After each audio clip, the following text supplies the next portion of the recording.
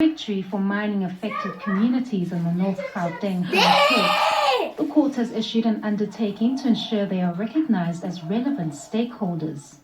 The communities had complained that they were excluded from recent discussions between the Chamber of Mines and the Minister. There was apprehension that they would be excluded from further consultations. We are very disappointed that the presidency has decided to only consult with the Chamber of Mines. They are one applicant. And then to release a statement to say that they have consulted with all the stakeholders. That is a blatant lie. And we are very disturbed that the presidency would in its very first weeks present lies to the public. The court indefinitely postponed the Chamber of Mines court bid against the mining charter. This follows President Cyril Ramaphosa's commitment to intensifying engagements on the charter.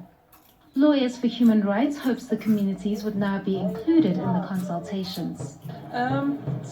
We hope, yeah. The history is very bad for these hosting communities, affected communities. I mean, it's not only that they didn't gain from mining, but they are losing land where they at least have some agriculture activities on. So we can only hope for the best, and we will just be very involved in this new process and see how it's going to play out.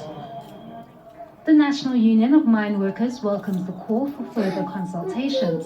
The union believes this is in the best interests of all stakeholders.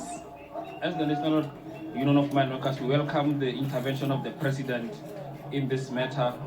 Hopefully, he will intervene, and the new charter that is going to come into place will take into consideration the views of all the stakeholders. And as the NUM representing mine workers, we also represent communities because we come from communities. So hopefully the intervention of the President will take into consideration all of our inputs. A small victory for the mining affected communities today in the Pretoria High Court, as they have been recognized as stakeholders. The matter has been postponed for further consultations to take place, but should these mining communities be excluded, they can interdict the process. Kani Mapanga, ANN7, Pretoria.